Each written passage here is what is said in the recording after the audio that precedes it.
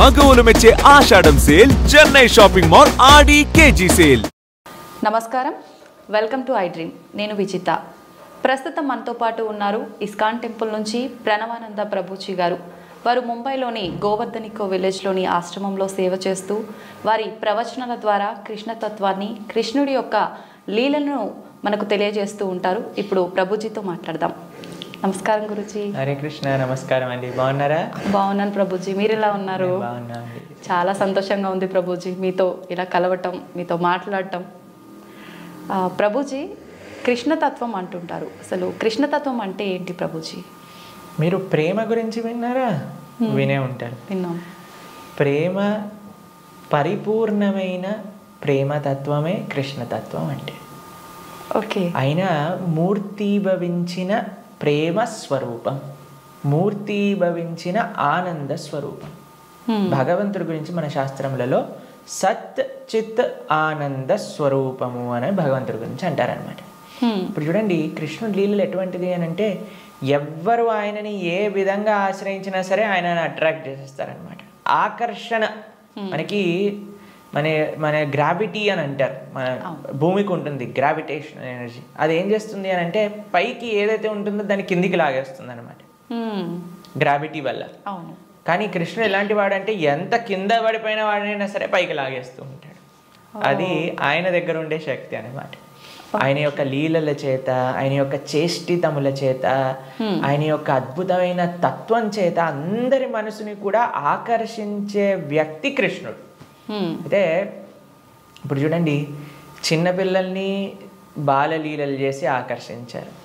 అటు చిన్నపిల్లవాడుగా ఉన్నప్పుడు గోపికలందరినీ కూడా ఆయన ఆశ్రయించారు. దాని తర్వాత పెద్దగా అయ్యాడనుకోండి, మిగతా వాళ్ళందరూ తన యొక్క ఫ్రెండ్స్, తర్వాత ఇంకా యంగ్ గోపీస్ అందరూ కూడా కృష్ణుడిని ఆశ్రయించగలిగారనమాట. దాని తర్వాత కంసాదులందరూ కూడా కోపంతో అయినా సరే నిరంతరం కృష్ణుడి గురించే ఆలోచిస్తూ ఉండేవారు, కృష్ణుడితో గురించే ఆలోచిస్తూ ఉండేవారు. మిగతా భక్తులు, నారదాది భక్తులందరూ కూడా ప్రేమతో కృష్ణుడిని ఆశ్రయించారు. అర్జునుడు లాంటి వాళ్ళు ఫ్రెండ్షిప్తో కృష్ణుడిని ఆశ్రయించారు. కాబట్టి ఏ విధంగా చూసినా సరే అందరినీ కూడా తన యొక్క మ్యాజిక్లో పెట్టేసేవాడు అనమాట కృష్ణుడు అని అంటే. కృష్ణతత్వం మనకి అన్నిటికంటే పరిపూర్ణమైన తత్వము అని చెప్తారు భగవద్ అవతారములలో. మనకి భాగవతం చెప్తుంది, సాక్షాత్తుగా అన్ని అవతారముల యొక్క ఏదైతే మూల కారణం ఉందో అది కృష్ణతత్వం అని కూడా మనకి చెప్తారు శ్రీమద్ భాగవత ప్రమాణంగా చూస్తే. ఓకే. అయితే స్వామి అద్భుతమైన ప్రేమ, ధర్మము, ఆనందము వీటన్నిటితో కూడుకున్న తత్వమే కృష్ణతత్వం అన్నమాట. ఓకే. అయితే ప్రభుజీ, హిందువులు కృష్ణుణ్ణి అసలు ఎందుకు పూజించాలి ప్రభుజీ? హిందువు అని అంటేనే రామకృష్ణాదులందరినీ కూడా ఆరాధన చేసేవారే. సనాతన ధర్మానికి ఒక మూల స్తంభం, లేదా ఒక విధంగా చెప్పాలి అని అంటే సనాతన ధర్మానికి ఒక అన్నిటికంటే ముఖ్యమైన గ్రంథం మనకి భగవద్గీత. కృష్ణుడిని గీతాచార్యుడు అని అంటారు. కృష్ణం వందే జగత్ గురు. మనందరికీ గురువు ఎవరు అని అంటే అది శ్రీకృష్ణుడే. గీత ద్వారా అసలు హిందువు అని అంటే ఏంటి, సనాతన ధర్మానికి చెందినవారు అని అంటే ఏంటో తెలుసా అండి? మనకి భగవంతుడి పైన నమ్మకం ఉంటే మనం హిందువులం కాదండి, మనం సనాతన ధర్మానికి చెందిన వాళ్ళం కాదు. మన శాస్త్రముల పైన నమ్మకం ఉంటే మన హిందువులం అవుతాం. చాలా మంది అనుకుంటారు, మేము గుడికి వెళ్తామండి, మేము బొట్టు పెట్టుకుంటామండి, మేము భగవంతుడికి అగరబత్తి తిప్పుతామండి కాబట్టి మేము హిందువులం. Sorry sir, you are not Hindu.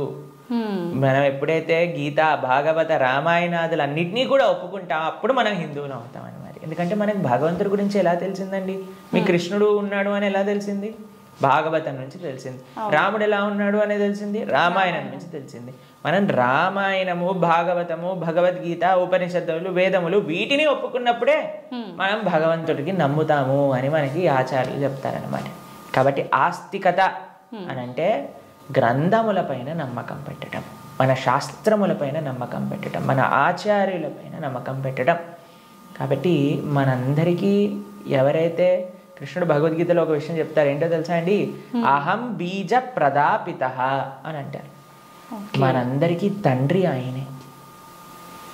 మనందరం కూడా మమై వాంసో జీవలోకే జీవభూత సనాతన అని అంటారు గీతలో. మనందరం కూడా కృష్ణుడి యొక్క అంశములు, చిన్న tiny part and parcels of Krishna అని అంటారు. అంటే మీకు ఎక్స్ప్లెయిన్ చేయాలి అని అంటే, ఒక పెద్ద బంగారపు ముద్ద ఉందనుకోండి, 1 kg బంగారపు ముద్ద ఉంది, మీకు ఒక ఉంగరం చేయించుకోవాలి అని అందనుకోండి, దాంట్లో కొద్ది బంగారం తీసి మనం ఉంగరం చేయిస్తాం. కృష్ణుడు ఆ బంగారపు ముద్ద లాంటి వారు అనమాట, మనమేమో చిన్న చిన్న ఉంగరం లాంటి వాళ్ళం అనమాట. కాబట్టి మనకి కృష్ణుడికి ఉండే సంబంధం ఏంటి అని అంటే, జీవేర స్వరూపహోయ్ కృష్ణేర నిత్యదాస్. మనందరం భగవంతుడి యొక్క దాసులం, భగవంతుడికి సేవకులం అనమాట. కాబట్టి ఆయన సేవ చేయకపోతే ఇంకా మనిషే కాదు కదండి. దుర్లభో మానుషో దేహో తదపి దుర్లభమర్థతం మనుష్యత్వం ముముక్షత్వం వైకుంఠ ప్రియదర్శనం. ఈ మానవ జన్మ లభించిందే భగవంతుని తెలుసుకోవడానికి. కాబట్టి ఆ భగవంతుడి ఆరాధన అనేది ప్రతి ఒక్కరూ తప్పకుండా చేయాలి. మన సనాతన ధర్మంలో కృష్ణ రామ ఆ యొక్క సేవ, వాళ్ళ యొక్క తత్వాలను మనం శ్రవణం చేయటం, వాళ్ళకి సేవ చేయటం అనేది చాలా ముఖ్యం. కాబట్టి ప్రతి ఒక్కళ్ళు కూడా చక్కగా కృష్ణుని ఆశ్రయించాలి, కృష్ణుడి యొక్క భక్తి చేయాలి. ఓకే, అయితే ప్రభుజీ, కృష్ణుడిని ఆరాధించాలంటే కృష్ణుడి విగ్రహం అనేది మనం ఇంట్లో పెట్టుకొని ఆరాధించాల్సి ఉంటుందా గురూజీ? అసలు ఎందుకు పెట్టుకోవాలి కృష్ణుడి విగ్రహాన్ని? కృష్ణుడి యొక్క విగ్రహం ఎందుకు పెట్టుకోవాలి అని అంటే, మనం మీకు ఒక విషయం చెప్తానండి. మీకు చాలా ప్రేమ ఉన్ని వ్యక్తిలోని ఎవరైనా ఉన్నారనుకోండి, మీరు ఏం చేస్తారు? మా కాలేజ్లో మేము ఇంజనీరింగ్ చదువుకునేటప్పుడు చూసేవాళ్ళం అనమాట. ఎవరికైనా గర్ల్ ఫ్రెండ్ బాయ్ ఫ్రెండ్ ఉన్నారనుకోండి, వాళ్ళు ఏం చేస్తారు తెలుసా? స్క్రీన్స్ ఎవరిపైన వాళ్ళు ఫోటో పెట్టుకునేవారు అనమాట. అదేం అడుగుని, అరే వీళ్ళెవరు అంటే, వీళ్ళు నా గర్ల్ ఫ్రెండ్, వీళ్ళ బాయ్ ఫ్రెండ్ అని చెప్తూ ఉండేవారు. తర్వాత మేము ఎప్పుడైనా వాళ్ళకి రూమ్కి వెళ్ళాం అనుకోండి, రూమ్లో కూడా వాళ్ళ ఫోటోలు ఉండేవి. దాని తర్వాత ఎక్కడ పర్సులో చూసాను, పర్సులో కూడా వాళ్ళ ఫోటో ఉండే. మనం ఎవరినైతే ప్రేమిస్తామో వాళ్ళ యొక్క చిహ్నాలతో మన అందరినీ నింపేసుకుంటూ ఉంటాం కదండి. అవును ప్రభుజీ. కాబట్టి మనం భగవంతుడిని ప్రేమిస్తున్నాము అన్నప్పుడు భగవంతుడి యొక్క అవే మన దగ్గర ఉండాలన్నమాట. ఇప్పుడు చూడండి, మేము స్వామి ఆరాధకులం. మా స్క్రీన్ సేవర్లో చూడండి, మీకు కృష్ణుడు కనిపిస్తాడు, పార్థసారథి. ఇక్కడ లోపల తీసిన మా ఆచార్యులు కనిపిస్తారు. కాబట్టి ఎక్కడ ఉన్నా సరే కృష్ణుడితో మనం నింపేసుకుంటాం అనమాట. కృష్ణుడు మనకి ఎల్లప్పుడూ గుర్తుండాలి. చాలామంది అంటారు, ప్రభుజీ మాకు కృష్ణుడు గుర్తు రావాలి, రోజంతా మేము కృష్ణ స్మరణలో ఉండాలి అని అంటే, భగవంతుడి యొక్క నామం జపం చేయటం, భగవంతుడిని ఆరాధన చేయటం అనేది చాలా ముఖ్యం. ఓకే.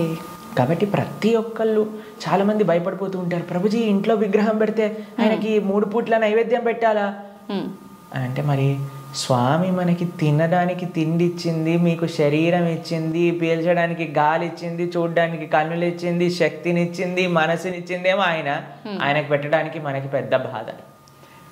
ఆయన నుంచి అన్ని వాడుకోవడానికైతే అప్పుడేం అడగట్లేదు, ప్రభుజీ మేము ఇంత వాడేసుకుంటున్నాం కృష్ణుడి దగ్గర నుంచి అని ఎవరు అడగాల్సిన అవసరం లేదు. కానీ కృష్ణుడికి ఇచ్చేటప్పుడు మాత్రం 3 పూటలా పెట్టాలా అండి నైవేద్యము అని అడుగుతారు. నిజంగా అలా పెడితేనే కృష్ణ పరమాత్ముడు మనందరినీ అనుగ్రహిస్తాడా ప్రభుజీ? మీరు ఒక్క విషయం చెప్తానండి. మీ ఇంటికి ఒక గెస్ట్ని తీసుకొచ్చారు, ప్రభుజీ గెస్ట్కి 3 పూట్ల పెడితేనేనా అండి ఆయన పట్ల ప్రేమ ఉన్నట్టు? ఆయన ఉపవాసం ఉంటే నాకేముందండి, ఆయన వచ్చి అక్కడ ఉన్నాడు, ఆయనంతా ఆయన ఉంటాడు, ఆయనకి ఏదైనా ఆకలేస్తూ వండుకొని తినమనండి అని అంటారండి గెస్ట్ని ఎవరినైనా? లేదు ప్రభుజీ. రాగానే మీరు ఇప్పుడు నేను రాగానే నన్ను టీ తాగుతారా కాఫీ తాగుతారా అని అడిగారా?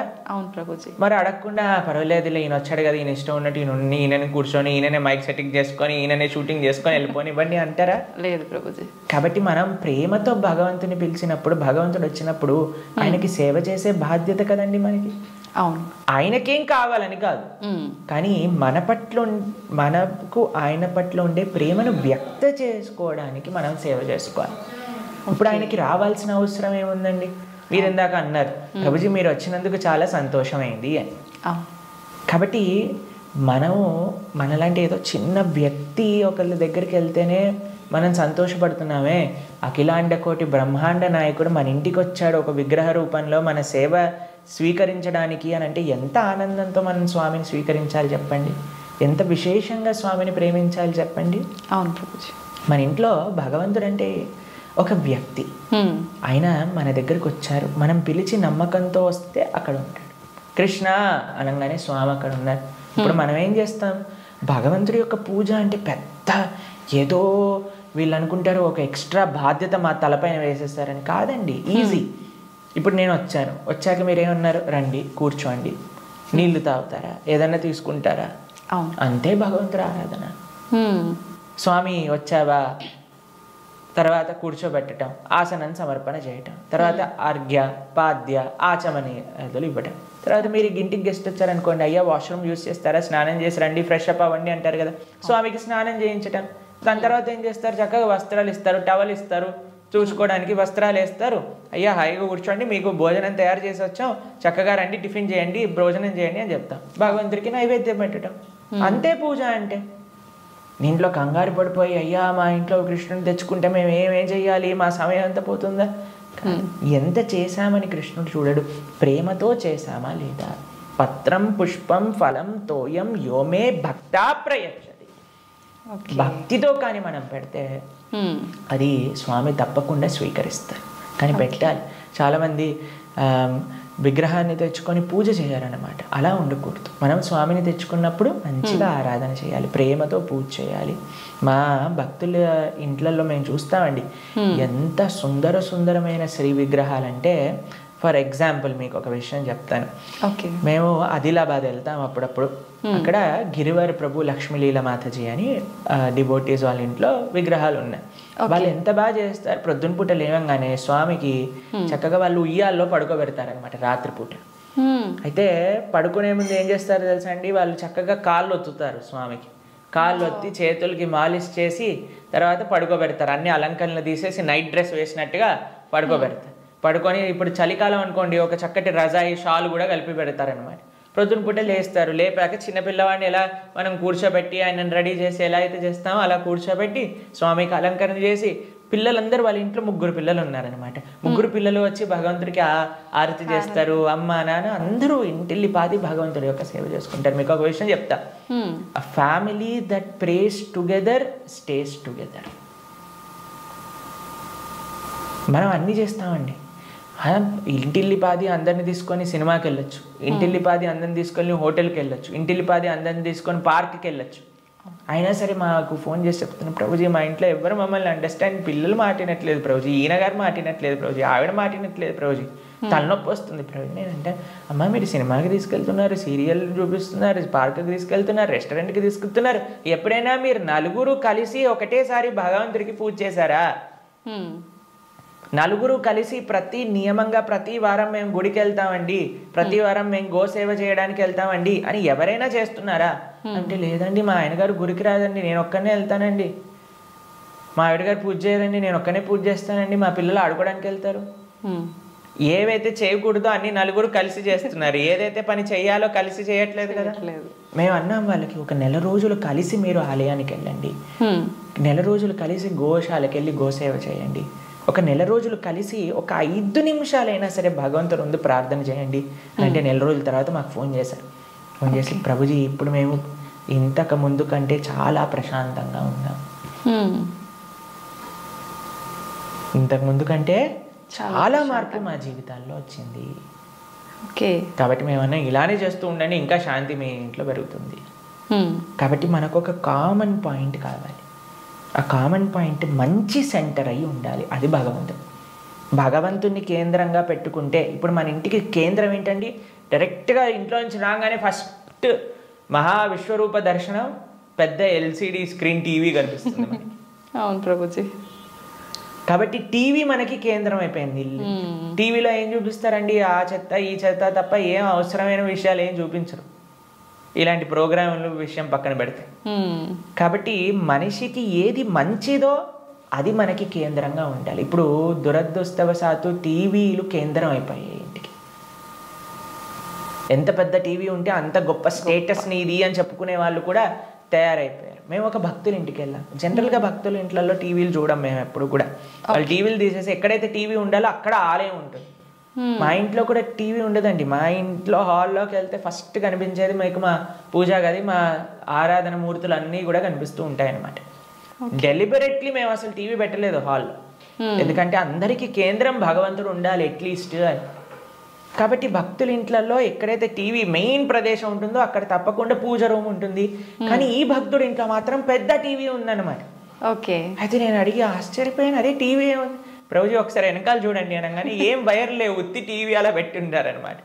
అయితే నేను అన్నాను ఏమైంది, ఎందుకు అలా పెట్టారు అంటే ప్రభుజీ అందరు అంటున్నారు టీవీ ఒక స్టేటస్ సింబల్ అయిపోయింది, మీ ఇంట్లో టీవీ లేదా, మీ ఇంట్లో టీవీ లేదా, మీ ఇంట్లో టీవీ లేదా అన్నందుకు వాళ్ళ కోసం అని పెట్టేశాను ప్రభు, కానీ వైర్లు పెట్టలేదు, ఉత్తి టీవీ పెట్టానని చెప్పారు అనమాట.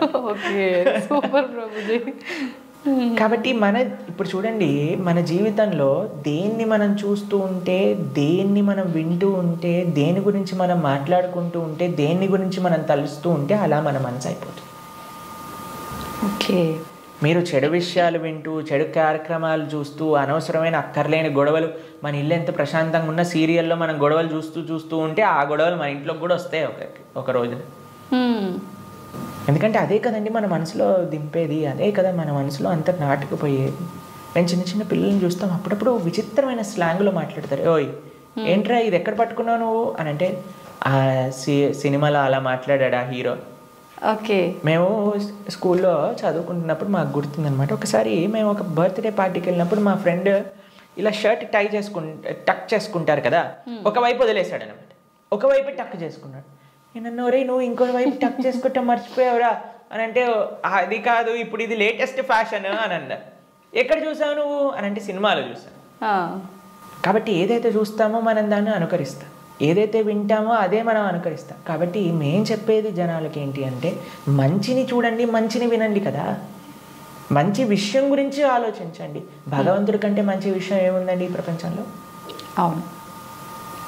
కాబట్టి మన ఇంట్లో మంగళకరంగా ఉండాలి అని అంటే ఎక్కడ చూసినా భగవంతుడి గురించి ఉండాలి, ఇక్కడ చూసినా భగవత్ స్పృహ అనేది మనకు కలగాలి. మా ఇంటికి వచ్చిన వాళ్ళందరూ ఏమంటారో తెలుసా అండి, ఈ ఇల్లుకి ఉత్తి గోపురం తక్కువ, ఆలయమే సాక్షాత్తుగా అని అంటారు. మా అమ్మ వాళ్ళు ఉండే ఇల్లు మా ఇల్లు అని అంటే, మేము ఉండేది ఆశ్రమంలో. కానీ మా పేరెంట్స్ అండి ఎక్కడ చూసినా మీకు ఎటువైపు చూసినా కృష్ణుడు కనిపిస్తూ ఉంటాడు, కృష్ణుడి యొక్క వివిధ లీలలు కనిపిస్తూ ఉంటాయి. అట్లీస్ట్ మనం మర్చిపోనే స్థితిలో ఉన్నా సరే అటు చూస్తే ఓ కృష్ణలీల, కృష్ణుడిలా గోవులను కాయడానికి వెళ్తున్నారు, ఇక్కడ గోపికలతో చక్కగా నృత్యం చేస్తూ ఉన్నారు, ఓ ఇక్కడ యశోదమ్మతో ఉన్నారు అని మనకు ఆ స్పృహ రావాలి. కాబట్టి మనం 24 గంటలు మనం ఒక పాజిటివ్ ఎన్వైరన్మెంట్లో ఉండటం వలన, భగవంతుడికి దగ్గరగా ఉండటం వలన అది మనకి మంచిది. కాబట్టి ప్రతి హిందువు అని అంటేనే శ్రీ విగ్రహ ఆరాధన అత్యంత ముఖ్యం. మనము భగవంతుడి యొక్క అస్తిత్వాన్ని, భగవంతుడు అన్నిటికంటే కృప ఏంటో తెలుసా అండి, ఆయనకి ఒక విగ్రహ రూపంలో మన దగ్గరికి రావడం. ఓకే. ఆ కృపని మనందరం, ఈ సనాతన సాంప్రదాయం పాపం మిగతా వాళ్ళకి ఆ అదృష్టం లేదు, వాళ్ళకి ఆ ఆనందం అంటే ఏంటో తెలియదు. కానీ మన సాంప్రదాయంలో ఆ విగ్రహ ఆరాధన, ఆ సేవ, భగవంతుడికి ఆ ప్రేమపూర్వకమైన సేవ చేస్తే అండి అసలు దానికంటే గొప్ప ఆనందం ఈ ప్రపంచంలో ఇంకొకటి లేదు. కాబట్టి అటువంటి అదృష్టాన్ని మనం వదిలేసి పూజ చేయాలా, పూజ ఎందుకు చేయాలి, పూజ చేస్తే 3 పూట్ల నైవేద్యం పెట్టాలా, పూలు తీసుకొని రావాలా, మాల కట్టాలా, బట్టలు వేయాలా, అయ్యో రామ మాకు ఇలాంటి ప్రశ్నలు ఇస్తే మాకు చాలా బాధేస్తుంది అనమాట. ఎందుకంటే మన పెద్దలందరూ, మన ఆచార్యులందరూ, మన గురువులందరూ భగవంతుడి యొక్క ఆరాధన ఎలా చెయ్యాలి, ఎంత బాగా చెయ్యాలి అని జీవితం యొక్క గోల్ భగవంతుడి ఆరాధన కోసం పెట్టేస్తే, భగవంతుడి యొక్క శ్రీమూర్తులను కాపాడటంలో పెట్టేస్తే, మనం మాత్రం ఇప్పుడు మోడర్న్ డే 21st సెంచరీ హిందువులు పూజ చేయాలా అని అడిగే స్థితిలోకి వచ్చేస్తాం. కాబట్టి వెరీ అన్ఫార్చునేట్. పూజ చేస్తున్నాము అంటే చాలా వరకు భయం ఒకటి మొదలైంది ప్రభుజీ అందరిలో, ఏం చేస్తే ఏం తప్పు అవుతుందో, దానివల్ల మాకేమన్నా మళ్ళీ అపచారం జరుగుతుందో, ఇట్లాంటి భయాలు ఎక్కువైపోయినాయి ప్రభుజీ. అదే కదా, ఎందుకంటే మనం దేవుడితో బిజినెస్ చేయాలి అని ప్రయత్నిస్తున్నాం కాబట్టి. బిజినెస్ ట్రాన్సాక్షన్స్లో ఏదైనా తప్పు రాసాం అనుకోండి అయిపోయానంటే, బిజినెస్ ట్రాన్సాక్షన్స్లో ఏదైనా తప్పు చేసాం అనుకోండి, ఎందుకంటే వీడు ఏం ఆలోచిస్తున్నాడు, ఇప్పుడు నేను ఇది ఇలా చేస్తే దేవుడు నాకు అది అలా ఇవ్వాలి, అయ్యా నువ్వు నాకు 1 కోటి రూపాయలు ఇస్తే నేను నీకు 10 కొబ్బరికాయలు కొడతాను. ఏంటి దేవుడు మీకు 1 కోటి రూపాయలు ఇస్తే మీరు 10 కొబ్బరికాయలు కొడతారా? దేవుడికి ఎంత పెద్ద దానం ఇస్తున్నాడు చూడండి దేవుడికి. అసలు ఇలా తయారైపోయాం కదండి. మనకి ఏం అవసరం లేదు, ప్రేమ మనకు అవసరం లేదు భగవంతుడి పట్ల. దేవుడా నువ్వు నాకు ఇది ఇవ్వు, నాకు ఆరోగ్యాన్ని ఇవ్వు, నాకు బట్టలు ఇవ్వు, నాకు డబ్బులు ఇవ్వు, నాకు కార్లు ఇవ్వు, నాకు ఇల్లులు ఇవ్వు, నాకు పిల్లలు ఇవ్వు, నాకు పెళ్లి చెయ్యి. మనం తిరుప్పావై ప్రవచనాలు చెప్తూ ఉంటే ఒక మంచి భార్య కోసం తిరుప్పావై వ్రతం చేయొచ్చా, మంచి భర్త కోసం తిరుప్పావై వ్రతం చేయొచ్చా? ప్రతిదీ కూడా మనం మన కోరికలు తీర్చుకోవడానికి భగవంతుని వాడుకుంటున్నాం. ఆయన ఏటీఎం మషిన్ లాగా కార్డు పెట్టామా, డబ్బులు తీసుకున్నా, దాని తర్వాత వదిలేసాం అంతే. కాబట్టి భగవంతుడు అంటే మనకి సేవ చేయడానికి వచ్చినవాడు కాదండి. భగవంతుడు అంటే మనం ఆయన సేవ చేయాలి, ఆయనను మనం ఆశ్రయించాలి, ఆయనను మనం సేవించాలి. ఇప్పుడు మీకు ఒక విషయం చెప్తానండి. ఒక చిన్న పిల్లవాడు ఉన్నాడు, తల్లి ఇలా ఎత్తుకుంది. మేము చిన్నప్పుడు చూస్తాం, మేము కూడా చేసే ఉంటాం. అప్పుడప్పుడు అమ్మ జుట్టు పట్టుకొని ఇలా పీకుతారు చూసారా, పిల్లలు ఇలా పట్టుకొని ఇలా పీకేస్తుంటే అమ్మ అంటుంది ఓ ఇలా ఇలా తీసేసి ఓ మా కన్నా మా బంగారు కొండ అని అంటుంది. అంతేగాని నా జుట్టు పీకినందుకు లాగా ఒకటి పీకి పెడుతుందా పిల్లవాడిని? లేదు ప్రభుజీ. ఎందుకంటారండి? పిల్లల్ని గారాబం చేస్తుంటారు ముద్దుగా, అంటే తెలిసి తెలియని వయసు ప్రేమ. పాపం వాడికి ఏం తెలుసండి జుట్టు పీకితే నొప్పేస్తుంది మా అమ్మకి అని. కానీ తల్లికి ఆ పిల్లవాడి పైన ప్రేమ అంటే ఏమనిపించదు. అవును అంతేనా? కొన్నిసార్లు పిల్లలు చూసారా మూత్రం పోసేస్తూ ఉంటారు, ఆ తాతగారు ఎత్తుకున్నప్పుడు అమ్మమ్మ ఎత్తుకున్నప్పుడు ఏమని అంటారా అండి? తీసి పిల్లవాడిని ఇలా పడేస్తారా పాట అని ఇంకా హ్యాపీగా ఫీల్ అవుతారు. ఎంత ఒకళ్ళని చూసానమాట మేము, ఓ మా పిల్లవాడు మా మనవాడు మూత్రం పోసాడే అని ఎగిలిపోతున్నాడు ఆయన. ఎందుకు? ప్రేమ ఉంది కాబట్టి. కాబట్టి భగవంతుడు ప్రేమైక మూర్తి. అందుకే కృష్ణుడి గురించి ఏమన్నాం మనం? ప్రేమ స్వరూపం. ఆయనని మాత్రం మనకి తెలియగా అయ్యా నా భక్తిమాన్, నాకు భక్తి లేదండి, నాకు మంత్రాలు తెలియదు, నాకు నీ పైన అంత ప్రేమ లేదు స్వామి, నాకు తెలిసింది మా గురువులు చెప్పిన విధంగా నీకు పూజ చేస్తున్నా, నువ్వే అన్నిటినీ కాపాడుకో, నువ్వే ఇది ఆరాధన పూర్తి చెయ్యి అని ప్రేమతో చేస్తే స్వామి ఎందుకు అలా చేయడండి? ఎలా చేసినా సరే స్వామి స్వీకరిస్తాం. ప్రేమ ఉండాలి. కానీ మనకి ప్రేమ అవసరం లేదు, భగవంతుడు అవసరం లేదు. అయ్యా నువ్వు నాకు ఈ కోరిక తీర్చేసేయ్, ఇదే నాకు నీతో ఉండే సంబంధం, ఇంతే. కాబట్టి ఆధ్యాత్మికవేత్తలు కూడా చేసే అన్నిటికంటే పెద్ద పొరపాటు ఏంటంటే భగవంతుణ్ణి కేవలం భౌతిక కోరికల కోసం ఆశ్రయించాలి అని చెప్పటం అన్నిటికంటే పెద్ద అపరాధం. కాబట్టి ఎప్పుడూ అలా చేయకూడదు. స్వామిని ప్రేమతో ఒక తండ్రిలా, ఒక పిల్లవాడిలా, లేదా ఒక స్వామిలా మనం ఆరాధన చేయాలి. కాబట్టి దాంట్లో ఎప్పుడు తప్పు ఉండదండి. ప్రభుజీ, సాధారణ భక్తులు ఆ రకంగా కృష్ణ భగవాను పూజించిన సేవ చేసుకున్నా కూడా వస్తాడా ప్రభుజీ భగవానుడు? ప్రేమతో పిలిస్తే వస్తారు, ఎవరు పిలిచినా వస్తారు, ఎవ్వరు పిలిచినా ఆయన వస్తారు. వ్యాధశ్చాచరణం ధ్రువస్య వయః విద్యా గజేంద్రస్య కా కుబ్జాయాం కిము నామ రూపమధికం కిం తత్సుధామోదనం వంశక్కో విదురస్య యాదవపతేరుగ్రస్య కిం పౌరుషం భక్త్యా తుష్టతి నహి గుణైర్భక్తి ప్రియో మాధవ. ఒక 5 ఏళ్ల పిల్లవాడు ధ్రువుడు పిలిచాడు, రాలేదా అండి భగవంతుడు? ఒక ఏనుగు పిలిచింది, గజేంద్రుడు వచ్చాడా లేదా? ఒక కుబ్జ అనే ఒక కురూపి స్త్రీ పిలిచింది, స్వామి కృపనిచ్చేశాడు కదా. ఉగ్రసేన మహారాజు, సుధామ, ఆయన పాపం డబ్బులే లేవు. కృష్ణుడు ఏ కులాన్ని చూసో, లేదా జ్ఞానాన్ని చూసో, లేదా డబ్బుల్ని చూసో, అందాన్ని చూసో, వయస్సుని చూసో, యోగ్యతని చూసో రాడండి. భక్త్యా తుష్టతి నహి గుణైర్భక్తి ప్రియో మాధవ.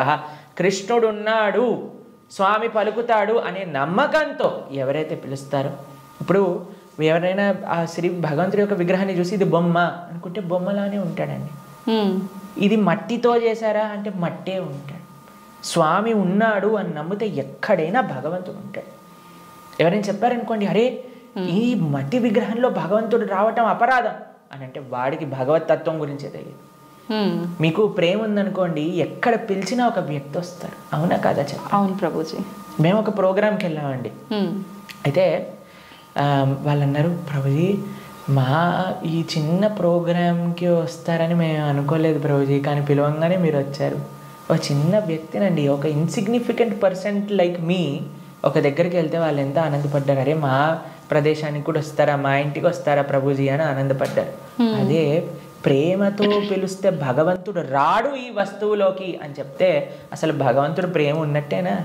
అసలు ఆయనకు భగవంతుడి గురించి తెలిసినట్టేనా? లేదు. కాబట్టి ఎవరైతే విగ్రహాలను దూషిస్తారో most unfortunate and most ignorant people in the entire creation. మా స్వామికి మనం అంటే ప్రేమ, మనందరం అంటే ప్రేమ, కాబట్టి మనం ఎక్కడికి పిలిచినా ఆయన వస్తారు. కాబట్టి ఆ ప్రేమ ఎవరు పిలుస్తారు అని కాదండి, ఎవ్వరు పిలిచినా సరే ప్రేమతో నమ్మకంతో కృష్ణుడు ఉన్నాడు. ద్రౌపదీదేవి పిలిచినప్పుడు రాలేదా అండి? ఏమైనా చూసుకున్నాడు ఆయన? యోగ్యతలు ఏం చూసుకోలేదే. ఎవ్వరు పిలిచినా ఆయన వస్తారు అన్నమాట. ఆయన రెడీగా ఉంటారు. ఆయన ఇలా ఉంటాడు, రెడీ టు జంప్ అన్నట్టుగా. ఎవరు పిలుస్తారు, ఎవరి దగ్గరికి వెళ్ళాలి అని. కానీ మనం ఏం చేస్తామండి, మన సంరక్షణ మనం చూస్తాం. అయ్యా నేను ఎలా నన్ను కాపాడుకోవాలి అని చూసుకుంటాం. కాబట్టి ఆయన హ్యాపీగా అక్కడ ఉంటారు. అయ్యా నాదేం బాధ్యత కాదు స్వామి, నీదే తండ్రి అని మనం చేతులు ఎత్తేసాం అనుకోండి, ఆయన మనల్ని కాపాడు. ఓకే ప్రభుజీ, కృష్ణ భగవానుని అవతార పరిసమాప్తి ఎలా జరిగింది ప్రభుజీ? భగవంతుడి యొక్క మీరు అడిగినట్టుగా కరెక్ట్ విషయం అడిగారు. అవతార పరిసమాప్తి ఇలా చెప్పాలి కృష్ణుడిని సంబోధించినప్పుడు, లేదా రాముడిని, ఏ భగవంతుడి యొక్క అవతారమైనా సరే. భగవంతుడికి పుట్టుక ఉండదండి. జన్మ కర్మచమే దివ్యం. భగవంతుడు ఏం చెప్పారు? ఆయనది దివ్యమైన జన్మ. దాన్ని మనం అవతారము అని అంటాం. ఇప్పుడు మీరు ఎప్పుడైనా చెప్తారా, రోజు ప్రొద్దున పూట సూర్యుడు పుడతాడు, సాయంత్రం పూట చనిపోతాడు అని అంటారా? లేదు. ఏమంటాం మనం? సూర్యుడు ఉదయించాడు, అస్తమించాడు, అంతేనా? అవును ప్రభుజీ. భగవంతుడు కూడా ఉదయిస్తాడు, భగవంతుడు కూడా అస్తమిస్తాడు. సూర్యుడు అస్తమిస్తాడు అంటే పోయినట్టేనా? ఇంకా ఆయన నీకు కనిపించట్లేదు, కానీ ఇంకెక్కడ ఉన్నట్టే కదా. అవును. ఇప్పుడు మనకి ఇండియాలో సూర్యాస్తమయం అయిపోయింది అంటే ఇంకో దేశంలో సూర్యోదయం అవుతున్నట్టు కదా. కాబట్టి భగవంతుడు ఎప్పుడూ ఎల్లప్పుడూ కూడా ఆయనకి మరణము అనేది ఉండదు, జన్మ అనేది ఉండదు. ఆయన మన పైన కృపతో అవతారాన్ని స్వీకరిస్తారనమాట. ఓకే, మీకు ఒక విషయం చెప్తాను. కొంతమందికి మెమరీ లాస్ పేషెంట్స్ ఉంటారు. మెమరీ లాస్ పేషెంట్స్ దగ్గరికి ఏం చేస్తారంటే అండి, వాళ్ళకి ఇంతకు ముందు ఉండే మెమరీస్ని చూపిస్తారనమాట. వాళ్ళ పిల్లల్ని, లేదా వాళ్ళు చిన్నప్పుడు తీసిన ఫొటోస్ని, వాళ్ళు ఉన్న ఊర్లని, అవన్నీ ఇలా చూపిస్తూ ఉంటారనమాట. చూపిస్తూ ఉంటే కొన్నిసార్లు ఏదో ఒకటి వాళ్ళ బ్రెయిన్కి ఇలా క్లిక్ అయ్యి అప్పుడు వాళ్ళు గుర్తుపట్టడం ప్రారంభిస్తారనమాట. వాళ్ళు ఎక్స్టర్నల్ కాన్షియస్నెస్లోకి వస్తారు. భగవంతుడి యొక్క అవతారం ఎందుకోసము అని అంటే, మనందరం ఈ సంసార సాగరంలో పడి కొట్టుకుపోతున్నాము. ఏదో మనం కూడా మెమరీ లాస్ అయిపోయినట్టు ఇదే నా వాళ్ళు, ఇదే నా ప్రపంచం, ఇదే నా ఇల్లు అని తిరుగుతున్నారు. వీడి నిజమైన స్వరూపాన్ని చూపించాలి అని స్వామి అవతరించి, స్వామి యొక్క లీలల ద్వారా, రామాయణ భాగవతాదుల ద్వారా, అయ్యా ఇది నువ్వు ఈ ప్రదేశానికి చెందినవాడివి అని మనకు చూపిస్తారు. అప్పుడు ఓ నేనైతే ఈ మనుష్యుని కాదా, ఓ అయితే ఇది నేను ఈ కులానికి చెందినవాడిని కాదా, ఈ ప్రాంతానికి చెందినవాడిని, నేను కృష్ణుడి దాసున్నా, నేను ఉండాల్సింది ఆ భగవంతుడి యొక్క లోకంలో కదా అని మనం కూడా మర్చిపోయిన వాళ్ళకి కొద్దిగా బుద్ధిని ఇవ్వడానికి స్వామి అవతార స్వీకారం చేస్తారనమాట. మనందరం పడిపోయి ఈ సముద్రంలో పడిపోవటం అంటే ఏంటండి? మునిగిపోవటం. అవును. కానీ సముద్రంలో మునిగేవాడిని కాపాడాలి అని అంటే ఎక్కడో ఆకాశం నుంచి కాపాడలేం కదండి, ఆయన కూడా సముద్రంలోకి రావాలి కదా. అలా భగవంతుడు కూడా ఈ ప్రపంచంలో దిగి మనల్ని పట్టుకొని బయటికి తీసుకురావడానికి ఆయన యొక్క అవతారాన్ని స్వీకరిస్తారు. ఆ ప్రయోజనం అయిపోయినట్టు ఏంటి ప్రయోజనం భగవంతుడు అవతరించడానికి? భగవద్గీతలో కృష్ణుడు చెప్పారు, యదా యదా హి ధర్మస్య గ్లానిర్భవతి భారత. అయ్యా ఎక్కడైతే ధర్మం నశిస్తుందో అక్కడక్కడ నేను అవతరిస్తా. పవిత్రానాయ సాధూనాం వినాశాయ చతుష్కృతాం ధర్మ సంస్థాపనార్థాయ సంభవామి యుగే యుగే. అయ్యా ఎక్కడైతే భక్తుల్ని కాపాడాలో, ఎక్కడైతే ఆ ధర్మాన్ని నాశనం చేయాలో, ధర్మాన్ని స్థాపన చేయాలో అక్కడ నేను అవతరిస్తాను అని. కాబట్టి అప్పుడప్పుడు భగవంతుడు వివిధ రూపాలలో అవతరిస్తారు. అవతారం అయిపోయింది అంటే ఆ ప్రయోజనం అయిపోయింది అన్నప్పుడు అవతార పరిసమాప్తి చేస్తారనమాట. కాబట్టి చాలా మంది కృష్ణుడు చనిపోయాడు, కృష్ణుడు పుట్టాడు. కృష్ణుడు పుట్టలేదండి, కృష్ణుడు చనిపోలేదు. కృష్ణుడు అవతరించారు, కృష్ణుడు అవతార పరిసమాప్తి చేశారు. మనం పుట్టంగానే అని ఏడుస్తూ ఉంటారు. ఏడవకపోయినా సరే, ఎవరైనా ఏడవకపోతే ఏం చేస్తారంటే డాక్టర్ వచ్చి 2 వేస్తాడనమాట. ఏడవాలి మనం. కానీ కృష్ణుడు పుట్టినప్పుడు తెలుసా అండి, నవ్వుతూ పుట్టాడు. అమ్మ నాన్న ఆశ్చర్యపోయాడు. జలధరుదేహు నాజాను చతుర్బాహు సరసీరు జాక్షు విశాలాక్షు జారు గదా శంఖ చక్ర పద్మ విలాసు కంఠ కౌస్తుభమణి కాంతిబాను కమనీయ కటిసూత్ర కంకణ కేయూర శ్రీవత్సలాంఛనాంచిత విహారు సురకుండల ప్రభాయుత కుంటల లాటు వైఢూర్య మణి గణవరి కిరీటు బాలు పూర్ణేందు రుచిజాలు సుగుణాల బాలు భక్తలోక బాలు కృపావిశాలు జూచి తిలకించి పొలకించి ఒబ్బి చెలరేగ వసుదేవుడు ఉత్సహింపే అని అంటారనమాట భాగవతంలో. అంత ఆనందపడిపోయేవారు కృష్ణుని చూశాక. వసుదేవుడు పుట్టంగానే శంఖచక్ర గదా పద్మములు పట్టుకొని వసుదేవుడు అంతా ఆనందపడ్డారనమాట కృష్ణుడు అవతరించినప్పుడు. ఎప్పుడైనా మీరు చూసారండి పిల్లవాడు పుట్టినప్పుడు నాన్న అమ్మ బాగున్నారా మీరు అని అడగటం? కానీ కృష్ణుడు పుట్టంగానే వాళ్ళ చరిత్రలు మొత్తం కూడా చెప్తారు, వసుదేవుడిది ఇంకా దేవకీ దేవిది. దాంతోపాటు ఎంత ఆనందంగా అంటే చతుర్భుజ రూపంలో ఎవరైనా పిల్లలు చూసారా శంఖచక్రం పట్టుకొని రావటం? లేదు. కాబట్టి మనందరం ఏడుస్తూ పుట్టాం కాబట్టి మనది జన్మ. కానీ కృష్ణుడు నవ్వుతూ ఆయన యొక్క స్వరూపంతో అవతరించి తల్లిదండ్రుల్ని ఉద్ధరింపజేయడానికి స్వీకరించిన అవతారము అని అంటారు. కాబట్టి భగవంతుడికి ఎలా అయితే పుట్టుక లేదో అలానే మరణము కూడా లేదు.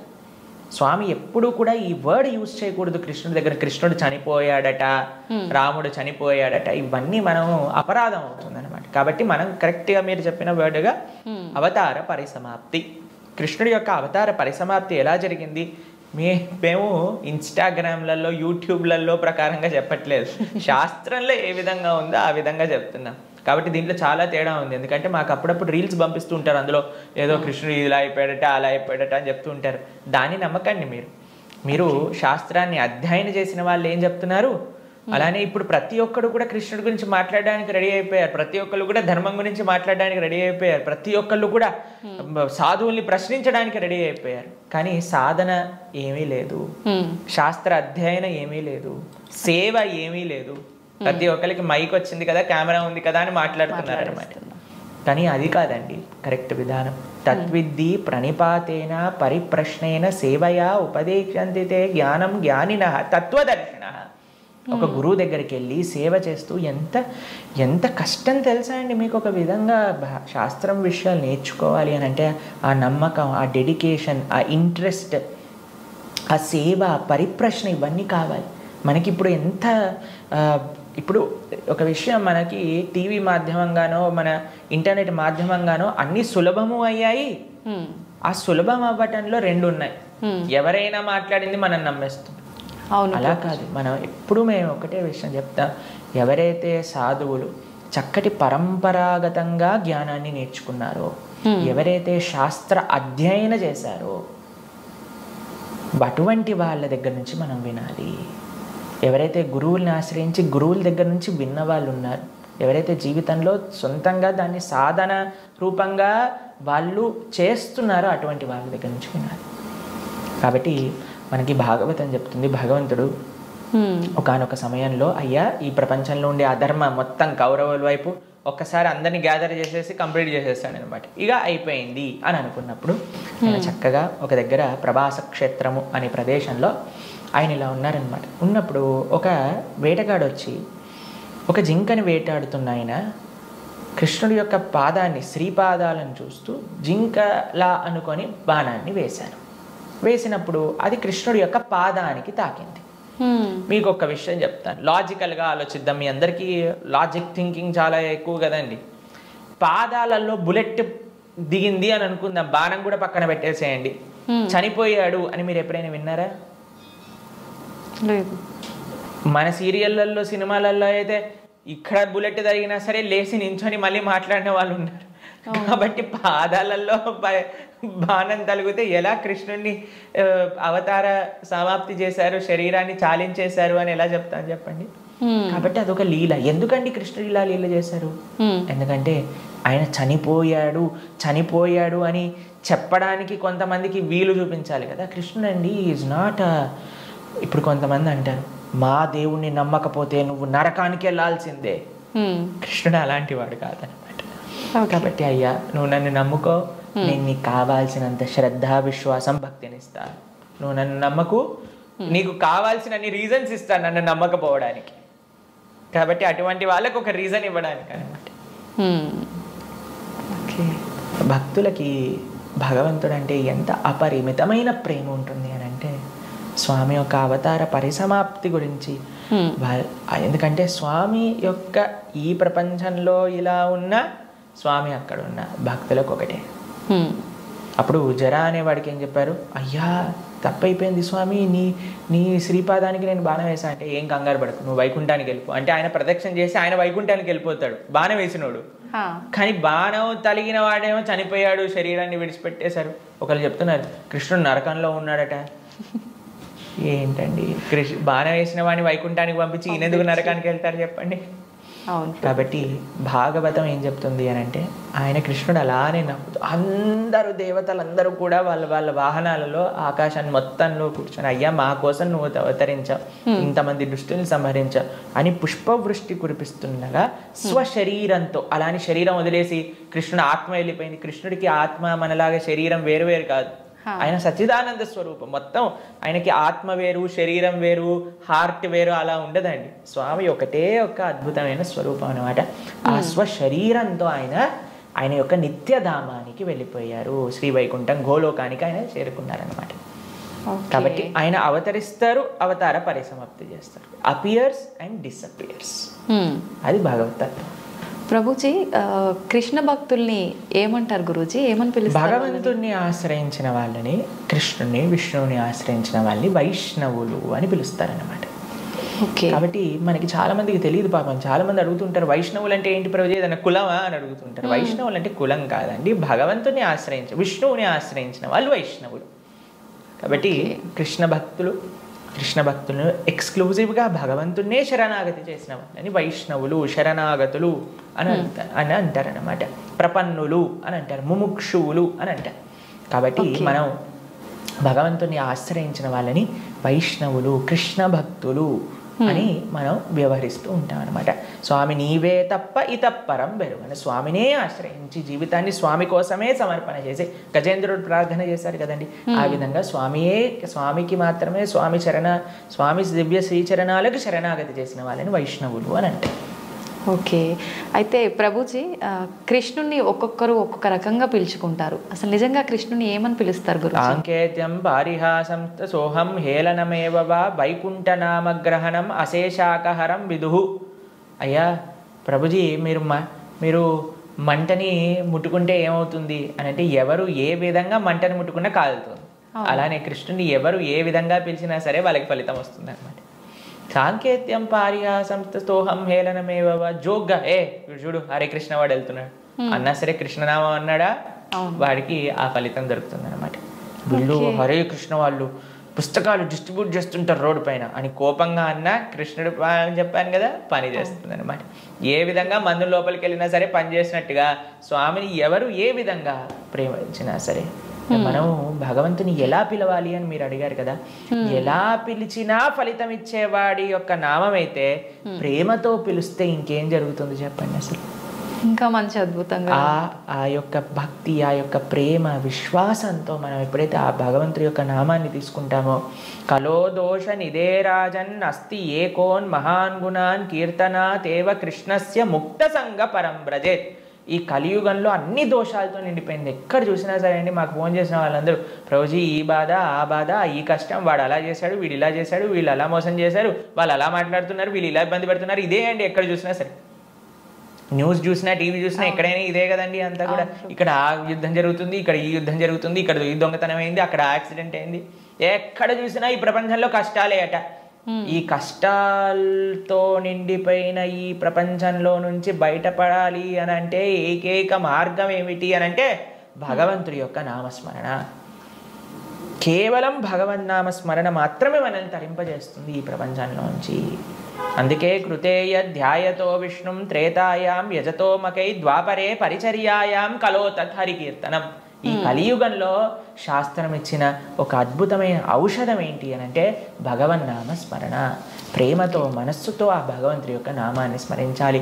హరే కృష్ణ హరే కృష్ణ కృష్ణ కృష్ణ హరే హరే, హరే రామ రామ రామ హరే హరే. ఇది మహామంత్రం. అందుకే హరిర్నామ హరిర్నామ హరిర్నామైవ కేవలం కలోర్నాస్తైవ నాస్తైవ నాస్తైవ గతిరన్యద అని చెప్పారనమాట శాస్త్రంలో. ఆ భగవంతుడి యొక్క నామస్మరణ తప్ప ఈ కలియుగంలో ఇంకొక మార్గం లేదు తరించడానికి అని కూడా మన శాస్త్రం చెప్తుంది. కాబట్టి ప్రేమతో, భక్తితో, శ్రద్ధతో, విశ్వాసంతో, నమ్మకంతో మనం భగవంతుడి యొక్క నామస్మరణ చేయాలి. ఓకే. అయితే ప్రభుజీ కృష్ణుడి విగ్రహం పెట్టుకుంటుంటారు చాలామంది. అసలు ఎందుకు పెట్టాలి గురూజీ కృష్ణుడి విగ్రహాన్ని? ఇందాక మనం మాట్లాడుకున్నట్టుగా మనకి ఏ వ్యక్తి పైన అయితే ప్రేమ ఉంటుందో ఆ వ్యక్తి యొక్క స్వరూపం మన దగ్గర ఉంటుంది. కాబట్టి మన యొక్క స్వరూపమే భగవంతుడి యొక్క దాసులు. కాబట్టి భగవంతుడిని ఆరాధన చేయాలి. మనం చాలామంది చేసే తప్పు ఏంటంటే స్వామి లేకుండా అమ్మని, అమ్మ లేకుండా స్వామిని ఆరాధన చేస్తూ ఉంటారు. అలా కాదు, మనం రాధాకృష్ణుని ఇరువురిని ఆరాధన చేయాలి. మీరు ఇంట్లో శ్రీ విగ్రహాలను పెట్టుకుంటున్నారు అని అంటే ఆరాధన కూడా తప్పకుండా చేయాలి. భగవంతుడికి నైవేద్యం పెట్టడం, ఆరతి ఇవ్వటం, ఉత్సవాలు జరపటం, అభిషేకాలు చేయటం, వీటన్నింటినీ కూడా చక్కగా చేసుకోవాలి. ఇది ప్రియారిటీగా చేసుకోవాలి. ఇది చేసుకుంటే మీ జీవితంలో ఆనందం వస్తుందండి. మిగతాది ఏది చేసినా ఆనందం రాదు. కాబట్టి మనం ప్రణవానంద దాస్ అనే యూట్యూబ్ ఛానల్లో మనకి సదాచారం కోర్సులో మనం ఎలా భగవంతుడి యొక్క ఆరాధన చేయాలి అని చెప్పి ఉన్నాం. దాన్ని తప్పకుండా శ్రవణం చేయండి. అలానే భగవంతుడి యొక్క శ్రీ విగ్రహాలు మీరు తీసుకునే ముందు మనం సంపూర్ణ భాగవతాన్ని చెప్పుకున్నాం. గీతా భాగవతాలు మన ప్రణవానంద దాస్ అనే ఛానల్లో మీకు లభిస్తాయి. ఈ మొత్తం సిరీస్ని శ్రవణం చేయండి. అప్పుడు మీకు అసలు ఎందుకు నేను భగవంతుని ఆరాధన చేయాలి అనే దానిపైన క్లారిటీ వస్తుంది. దాని తర్వాత ఎలా ఆరాధన చేయాలి అనేది మీరు తర్వాత చూసుకుందరు. కానీ కాబట్టి మనం హిందువులుగా కేవలం నేమ్ సేక్ హిందూస్ అవ్వకూడదు. కేవలం బొట్టు పెట్టుకునే హిందూస్ అవ్వకూడదు. శనివారం ఉపవాసం చేసే హిందువులం అవ్వకూడదు. సంవత్సరానికి ఒకసారి వెంకటేశ్వర స్వామి దర్శనం చేసుకునే హిందువులం అవ్వకూడదు. మనం అవ్వాలి అని అంటే ఈ మన సనాతన ధర్మం యొక్క తత్వం ఏంటి, గీతా భాగవతాలు ఏం చెప్తున్నాయి, అసలు హిందూ అంటే ఏంటి అని ఫస్ట్ తెలుసుకోండి. దాని తర్వాత మీ జీవితంలో ఒక పర్పస్ అనేది మీకు లభిస్తుంది. నిజంగా అసలు చాలా మంచి విషయం గురువు గారు ఇదైతే. అసలు చాలామంది నిజంగా మీరు అన్నట్టు భగవంతుని పూజించాలి అంటే ఏదో మొక్కుబడికి పూజించడమే కానీ నిజంగా ఒక ప్రేమ అభిమానాలతోటి ఆ భగవంతుని కనుక పూజిస్తే మీరు చెప్పిన ఆ కృష్ణలీలలన్నీ చూపిస్తాడనేది నిజంగా చాలా మంచి విషయం.